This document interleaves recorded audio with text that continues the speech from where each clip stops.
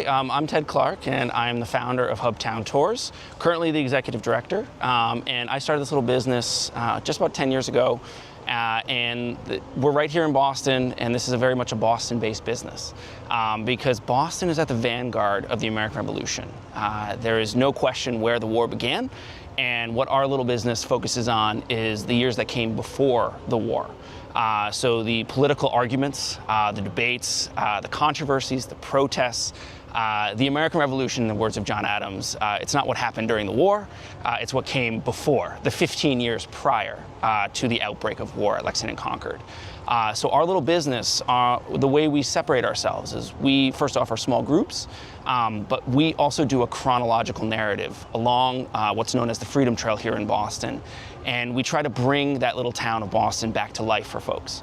The landmarks, there are a number of them, and they serve as a backdrop to the stories that we tell. This is the Massachusetts State House, and of course the iconic gold dome topped with a lovely pine cone. And that beautiful gold dome is actually the namesake of Hubtown. Boston's nickname as the Hub actually comes from a quote, Oliver Wendell Holmes Sr., a Bostonian making fun of his fellow Bostonians for our self-centeredness. Quote, "Boston State House is the hub of the solar system, and that is an idea you cannot pry out of the mind of a Bostonian, even if you had a tire iron straightened out the length of creation." And we're here with Will Stillwell, one of the tour guides for Hubtown Tours, formerly with the National Park Service. Will, where are we headed today? We're standing here on Boston Common, often listed as the oldest public park in America and Boston's gathering point for over 400 years. The Common is a 48-acre green space in the center of an urban town of Boston. This makes it by nature the spot for Bostonians and others to gather over the course of its history here. It's a place that even to this day is a place where you're going to find meetings and speeches and protests and concerts. And that's something that's been going on for hundreds of years, not just in the Revolutionary era, but right on to the present day. Beyond that as well, I think it's important to acknowledge, while this has been set aside, this 48 acres for just for about 400 years as this public green space, archaeological work has been conducted on Boston Common over the past 50 years, in which they've uncovered artifacts dating back over 10,000 years old. So really, that is when we're talking about our timeline. I think it's important too, as we're thinking about 250 years, that's only one small part of a long history. There's thousands of years of history here, from the indigenous people, their ancestors, the Massachusetts people, where Massachusetts gets its name, onto the English arrival in 1630, to the Revolutionary era of the 1760s. This is a long timeline.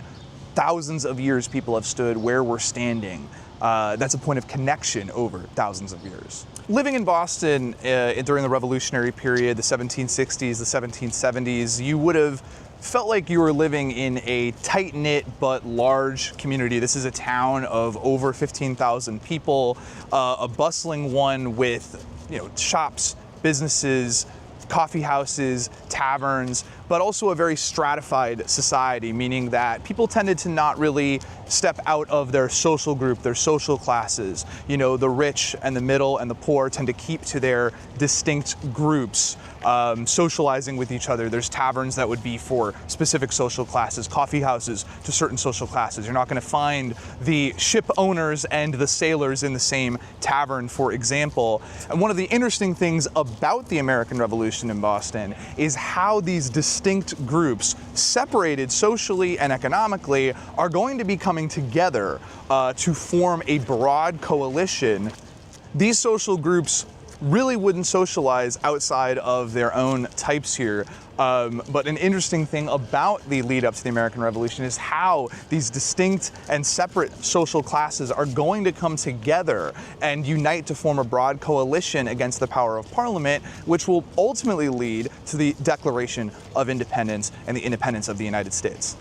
All right, so we're walking now into the Granary burying ground. This is the third oldest of Boston's Freedom Trail burying grounds. It dates to 1660. We call it the Granary because the Old Town Granary once stood next door where the Park Street Church is located now. This is what we call a burying ground because it is not a graveyard, it is not a cemetery, it is unconsecrated space belonging to the town of Boston. It is not church owned, it is not holy, because the Puritans who established this in 1660 did not believe in praying for their dead. They didn't hold funerals, and they didn't bury their dead in special sacred space because they believed that God selected every single person who will ever go to heaven at the beginning of time, and you can't get on that list unless you were born on it. This is also why visitors, millions of them who walk this burying ground every year, they're often struck by the symbols on the headstones: skulls, hourglasses, and scythes. These are reminders to the living that death is permanent and inevitable. It isn't a way to memorialize the dead. But the reason that millions of people visit this burying ground every single year is because there are famous burials associated with the American Revolution here. We're stepping right now up to the tomb of Samuel Adams. Buried beneath where we're standing here, one of the most important figures of the American Revolution in Boston. Samuel Adams was known in his life not for his business. In fact, despite some modern connection, he did not make beer. His father made malt, a business that he inherited and which he promptly ran into the ground. What he found was true passion was in politics, involving himself in Boston's town meeting, writing political articles and synthesis, and really his great skill is going to be taking together the general anger of people in Boston over their different situations in life and giving them a political argument. They should be angry that Parliament, by passing taxes, overstepping local government, is taking away a foundational right to the people of Boston as Englishmen. The grave almost exactly next to Samuel Adams is that of the 5 victims of the 1770 Boston Massacre. They represent a completely separate social class from someone like Adams. Adams being a gentleman who would meet the requirements and eligibility of voting in Boston. The 5 victims of the Boston Massacre are the lowest end of Boston society. These are laborers, these are apprentices, and they are sailors. In fact, the most famous of the 5 victims was a sailor, Crispus Attucks, the first man to die the night of the massacre. He was actually born into slavery in Framingham, Massachusetts in the 1720s. He escaped as a young man and lived the rest of his life free, working independently as a sailor at the time of his death, based out of the Bahamas. This is the tomb of John Hancock, likely the wealthiest man in Boston at the time of the American Revolution, a wealth that he inherited but was not born into. His father was not extremely wealthy, but after his father's death, when John was only 7, he was sent to live with his wealthy but childless aunt and uncle, Lydia and Thomas Hancock of Boston. Thomas Hancock was an extremely successful Boston merchant, meaning his business was in transatlantic trade, and he raised John not just to be his son, but to be the heir to his business. Thomas sends John on to Harvard College. He sends John to London to learn business, and when Thomas Hancock died in 1764, he left his entire estate to his nephew John, immediately becoming one of the wealthiest and most prominent men in town. Pretty much immediately, John Hancock tried to run for election in Boston, now being a prominent gentleman of town, but the entire political structure of Boston was in flux due to Parliament passing the sugar and stamp taxes, taxing the colonies directly for the first time, a move that was very unpopular among those local to Boston.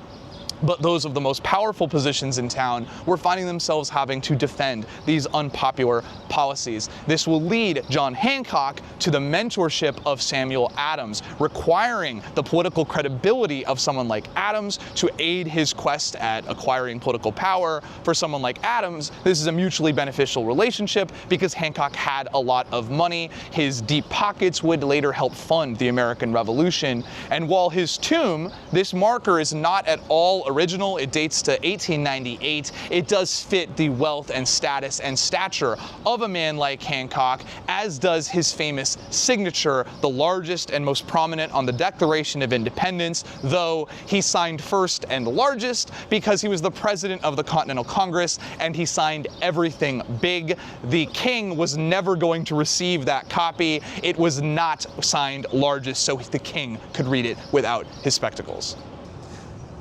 Next to John Hancock's tomb is a grave that, on the one hand, is easy to overlook, but also draws a lot of attention here in the burying ground. This is a grave that reads Frank, servant to John Hancock, Esquire, who died 1771 at the age of 8. Now, there's a lot of questions almost built into this headstone. How could Frank be a servant and yet only be 8 years old? Where is Frank's last name? Where are Frank's parents' names? And the answer is deceptively simple. Frank was not a servant. Servant in this context is a euphemism. It's a way of saying without saying the truth, which is that Frank was likely African and enslaved by John Hancock. We've been talking about how life in colonial Boston would have been a place, a bustling town of 15,000 people. Well, between 12 and 1,500 of those people were in bondage. These are enslaved men, women, and children, primarily African, enslaved by the wealthy and affluent of Boston, like John Hancock. This headstone is extremely rare. In fact, it may be the only one in Boston specifically to an enslaved person. And there's been a lot of discussion around it among people who visit this burying ground. What I found in my research and in hearing what people talked about in town here was that a lot of people were telling stories in the burying ground about Frank teaching John Hancock to ride a horse or being his mentor when he was a young person. And it was all built around the fact that no one seemed to know how old Frank was. And sources, traditional ones, had different ages listed. So I, as the research manager of Hubtown Tours, took it upon myself to find the answer. I swept the earth away from the bottom of this headstone, revealing Frank's age to be 8 and proving, at the very least, that those stories people were telling were not true, and that Frank's story is a deep tragedy. A little boy enslaved by a powerful man, and his headstone, even though it is memorializing him, it's also dehumanizing him. What I encourage visitors here to do is to look at Frank's grave and acknowledge something simple, which is that he was a human being who lived, not just a little enslaved boy who died, an acknowledgement that would not have really been made by the powerful people in his life while he lived. The Granary Burying Ground has every type of person who lived in 18th century Boston, all different social classes from the top to the bottom, men, women, children, indigenous people, Africans, Native Americans, and we've covered some of the wealthy and some of the poor, but we need to talk about the middle. And there's no person that better represents the middle social structure of Boston than Paul Revere, the silversmith and goldsmith of Boston. He worked in a trade. He worked with his hands. He would have called himself but a simple mechanic, meaning he worked with his hands. And he was not, by definition, a gentleman. He was of the middle rank of Boston social society here, but he was eligible to vote at Boston town meeting. And as Boston is suffering from economic depression, aided and increased by Parliament's taxation on sugar and paper, someone like Paul Revere is feeling the effects of those taxes more than others in town because, unlike the wealthier gentlemen of town, he has thinner margins. He has mouths to feed, his children, his wife Sarah, his second wife Rachel, his mother Deborah, for example, here, who are buried all in this burying ground. This is going to inspire Revere to involve himself politically, etching copper prints of political cartoons and drawings. He's going to offer up his services as an express rider, going from place to place. And the reason he was the perfect person to do that is that he was known to be quick on horseback while also being honest and trustworthy, meaning he was known to be able to get somewhere fast, and when he got there, people would listen to him. It's why he makes the famous midnight ride of April 18th, 1775, but that was not the only time he'd ridden on horseback delivering an important message. He did it a number of times over the course of 73, 74, and 75.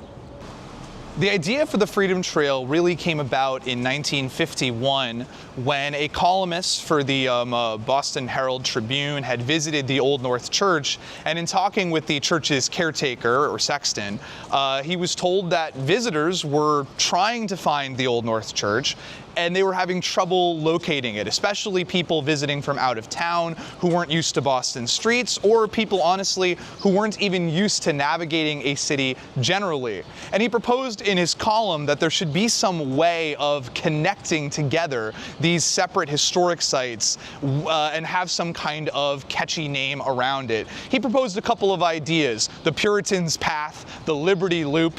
Eventually, they avoided the alliteration and settled upon the Freedom Trail, and eventually came upon the idea of connecting these sites with a physical red brick line through the streets of downtown Boston. And this really answers one of the biggest questions visitors have when they're visiting Boston. They're trying to find these historic landmarks. They're getting lost. I used to work for the National Park Service, where visitors would come to our visitor center, often, many of them, having never really set foot in a city before. Where do I go? How do I get there? Having a red brick line to follow, just walk the line, would make it so much easier and give people a great introduction into the city of Boston, kind of allowing them to feel comfortable walking around town like they know where they're going, almost like they're local. And that's one of the things that attracts, again, millions of people to walk the Freedom Trail every single year. It's ease of use, it's ease of access. And that was the goal back in the 50s on to the present day. They've worked really hard, those in the city, to maintain it and keep it to be easy and understandable, even for people, again, who don't have a lot of experience walking around in more urban areas. December 16th, 1773.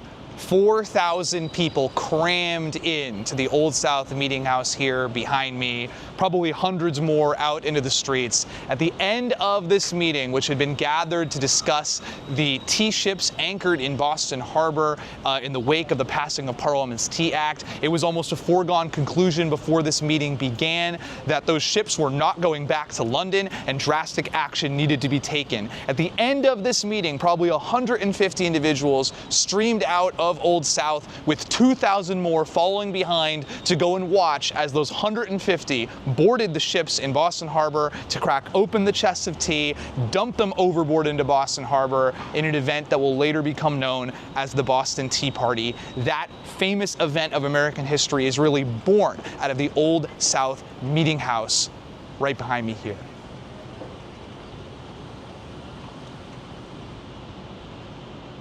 The Old South Meeting House was built in 1729.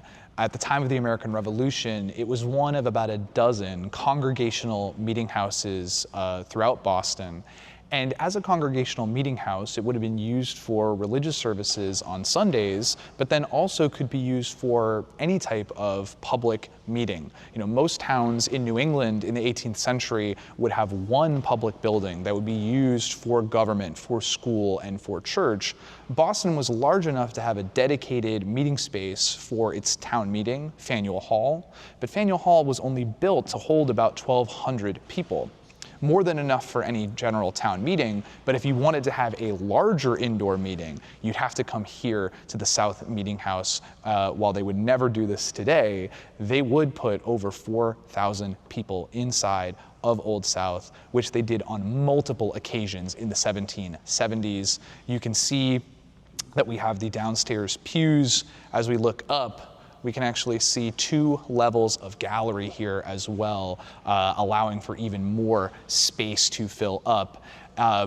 We talked outside how the meeting here of 4,000 people would have led to the Boston Tea Party. I think it's also important to mention, when those tea ships were anchored in Boston Harbor, it wasn't just tea on those ships. That's all that was destroyed. One of the other items was actually a shipment of books published by Boston poet Phillis Wheatley. Phillis Wheatley was actually a member of this congregation, but she wouldn't have sat down in the pews we're in right now. She would have sat upstairs on the 3rd floor gallery because she was enslaved by Mrs. John and Susanna Wheatley.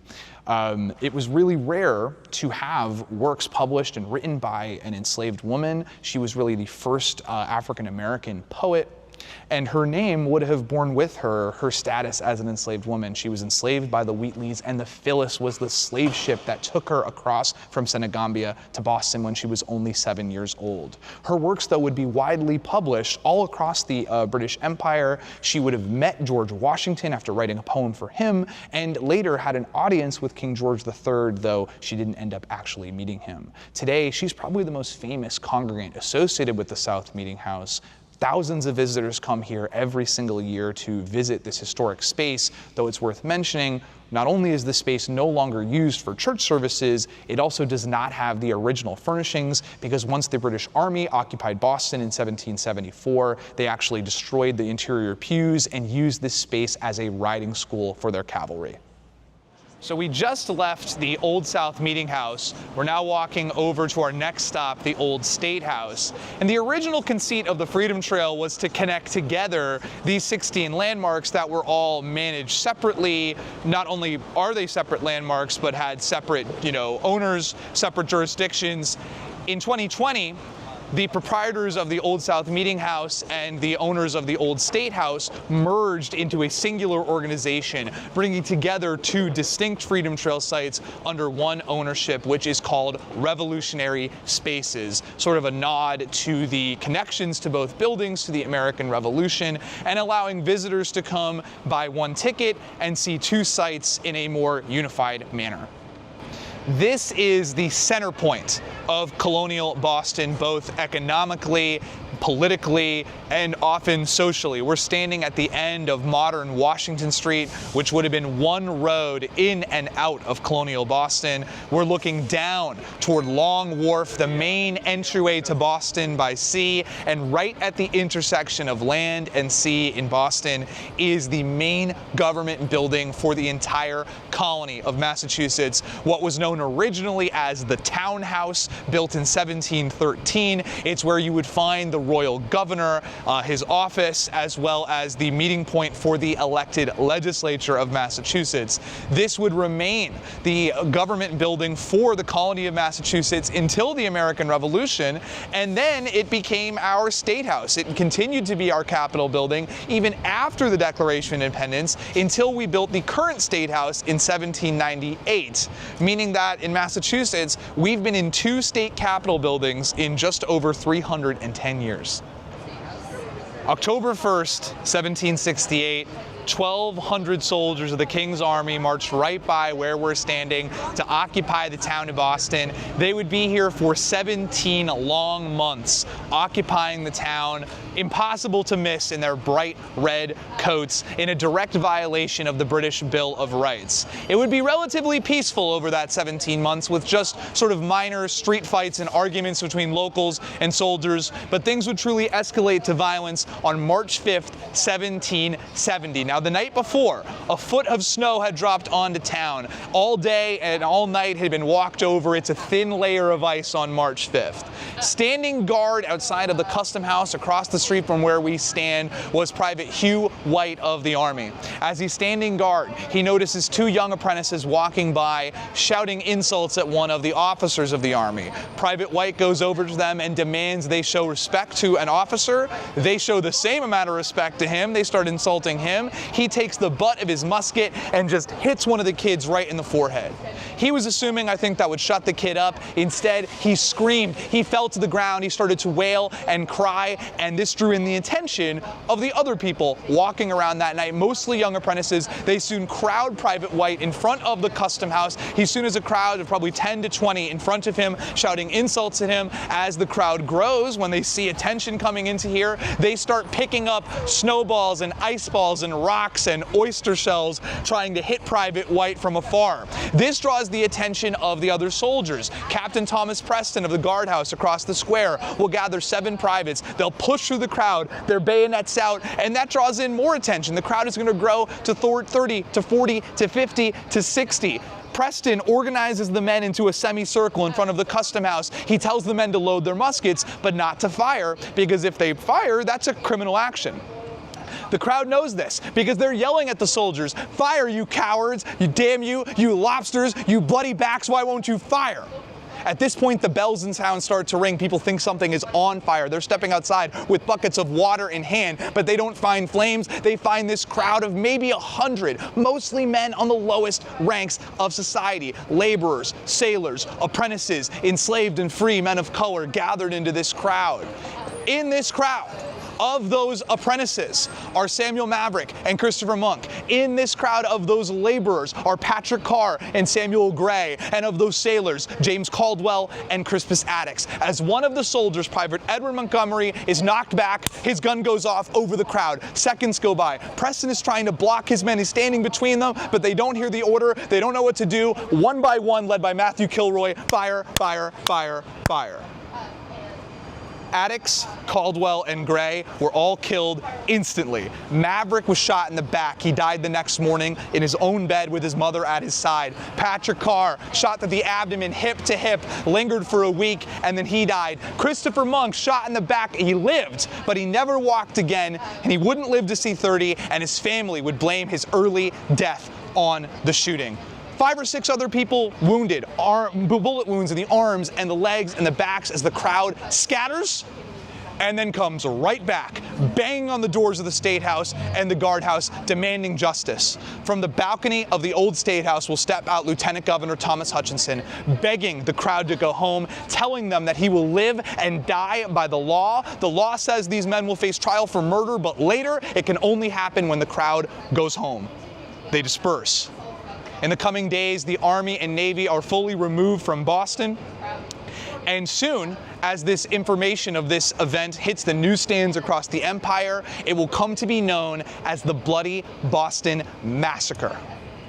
This is the council chamber here at the Old State House. This is where the royal governor would sort of address his council and make his decisions. This is really probably the most important room in the building, at least of the ones that are extant today, since the building has been so heavily modified since its original 18th century appearance. You have to imagine royal governors Bernard and Hutchinson and General Gage sitting in this room deliberating, but probably the most interesting piece in this room is the view out the window onto the balcony. This is where the royal governor would stand and look down and address the people. Above him, he's flanked by the symbol of England, the gold lion, and the symbol of Scotland, the silver unicorn. And those pieces that are up there today are actually replicas. The originals were torn down and burned in a bonfire in 1776, and that same year, on July 18th, from this very balcony, the Declaration of Independence was read for the first time in Boston. On top of Boston's Faneuil Hall is the iconic grasshopper weather vane made by Shem Drown of Boston, capping off Faneuil Hall since 1742, modeled after a similar weather vane that sits on top the Royal Exchange Building in London, meant to draw a connection commercially between Boston and London. Faneuil Hall would have been the center of Boston commerce in the 18th century. This building was paid for by Boston slave trader and merchant Peter Faneuil, and it bears his name to this day. The lower floor is the commercial space, the market floor, meant to be that center of Boston's market, and then the upper floor would have been Boston's town hall and town meeting space, where some of the many gatherings leading up to the American Revolution would have been held. This building remained Boston's town hall until 1822, when Boston became a city, and it remains a city-owned meeting space to this day. The centerpiece of Faneuil Hall here is the Great Hall. We're up on the second floor of Faneuil Hall, and this is the room where town meeting would have been held prior to 1822. This is where Samuel Adams would have stood up to speak out against the Sugar Act and the Stamp Act. It's where the bodies of James Caldwell and Crispus Attucks were brought after they died the night of the Boston Massacre. And this really was the center of political life in Boston for the town itself. Now, with that being said, this room is very different now than it would have been in the colonial era, because in 1806, the whole building was actually doubled in width and height. So this building is significantly bigger, this room is significantly larger, but where I'm standing right now, this is actually the original side, this is the original portion. There is original brickwork on the outside of this building. And the city continued to use this space even after they stopped doing town meeting here in 1822. This is where you would have had great speeches by people like Frederick Douglass on the subject of the abolition of slavery, speeches from Lucy Stone on the idea of the right to vote for women. And this continues on to the present day. The city hosted in 2013 Barack Obama to talk about the Affordable Care Act. This room is where Boston naturalizes its U.S. citizens, meaning that new citizens of Massachusetts, of the United States, get to sit in this room and enter in that tradition going back all the way past Obama, past Mitt Romney, and onto Lucy Stone and Frederick Douglass and Samuel Adams. It's a rich history. There's no better spot, in my opinion, for that to be done than the Great Hall of Faneuil Hall. We're now leaving downtown to the final part of our tour where we'll be walking through Boston's historic North End. This is a residential neighborhood known for its crooked and narrow streets and 19th and 20th century tenement-style buildings. It has the character of an early 20th century Italian-American enclave today, but it is Boston's oldest neighborhoods, or rather one of them. It's where you can find the home of Paul Revere and the iconic Old North Church, which are our last two Freedom Trail stops today.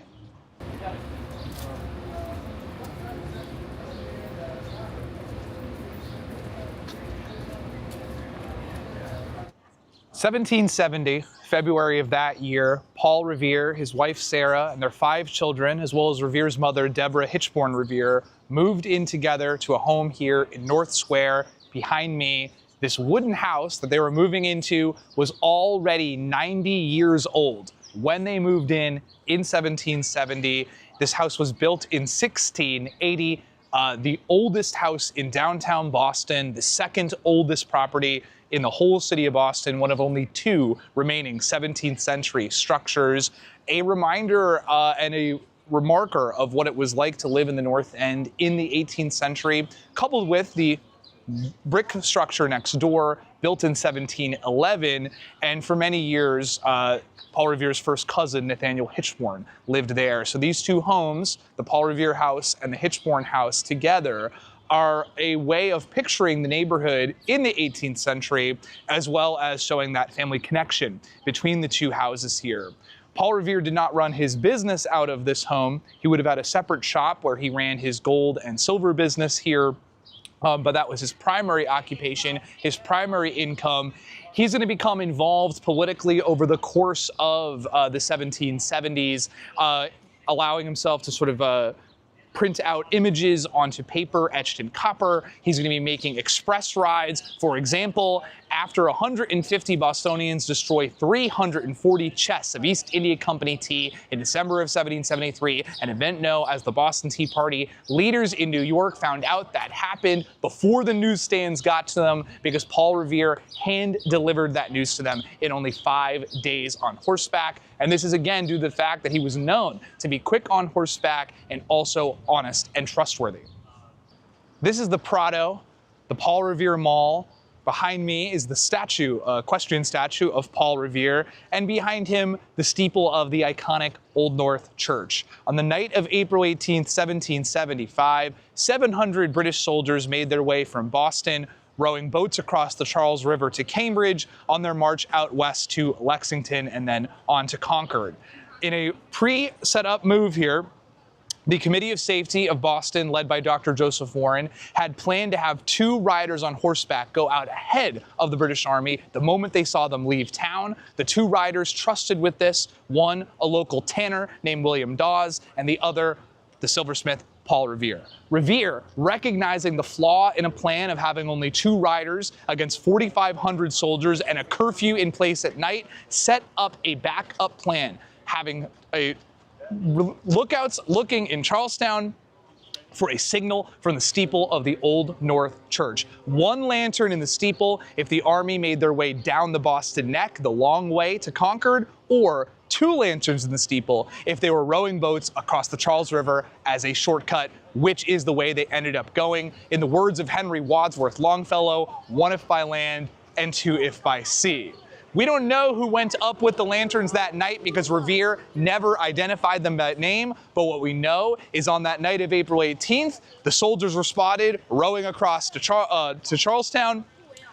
William Dawes was dispatched and rode out of town. Paul Revere went to his friend, told that friend 2 lanterns, and they would have gone up 8 stories of stairs and ladders to the top window of Old North, lit the 2 lanterns out the window towards Charlestown for no more than 60 seconds before blowing them out and getting out of there as quickly as possible. When Revere himself made it to Charlestown later that night, the militia there confirmed they had seen the signal. They already had a rider out ahead of Revere. Revere would mount a horse he borrowed from them, riding west to Lexington, discreetly knocking on the doors of trusted individuals along the way to inform them that the regulars, the army, had left Boston. They then went and got the local militia ready. These would be the militia fighting in the following morning, April 19th, 1775, the Battle of Lexington and Concord, the first engagement of the American Revolution. This is the Old North Church, the oldest standing church building in the city of Boston. It was built in 1723 and is still actively used for worship today. Its official name is actually Christ Church in the city of Boston, founded as an Anglican congregation. Today, it's Episcopalian.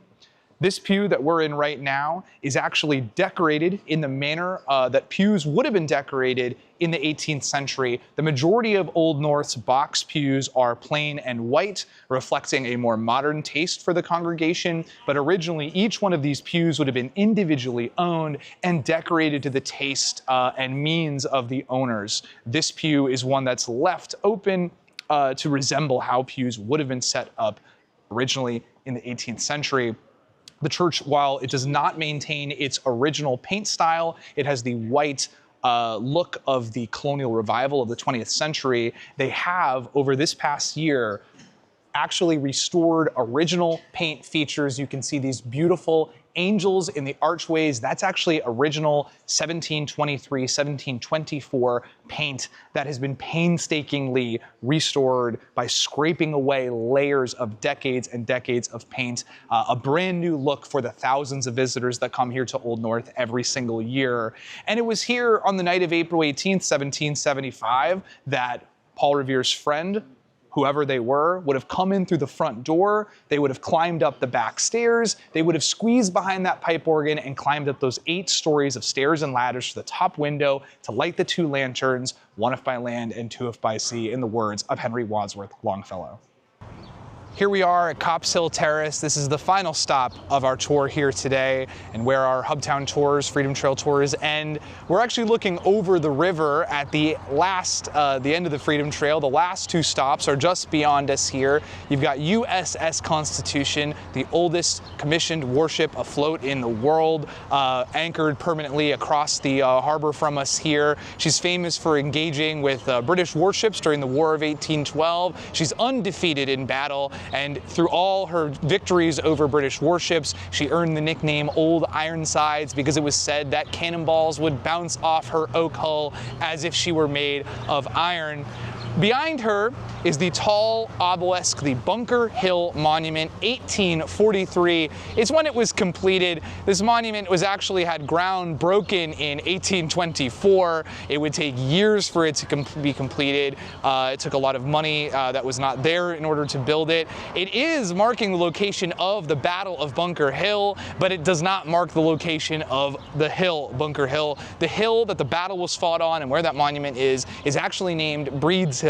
Where's Bunker Hill? It's another hill that's further back behind. At some point, the 2 names got mixed up and swapped permanently, so now the Battle of Bunker Hill was fought upon Breed's Hill. And the Battle of Bunker Hill, which was the first major pitched battle of the American Revolution, in one sense is the beginning of the story of the Revolutionary War, but for the story of revolutionary Boston, it represents the end. That battle though it was a British victory, would maintain the siege of Boston by the Continental Army, which would end in March of 1776 when the British Army would evacuate from pressure from George Washington, the Continental Army at Dorchester Heights, south of Boston.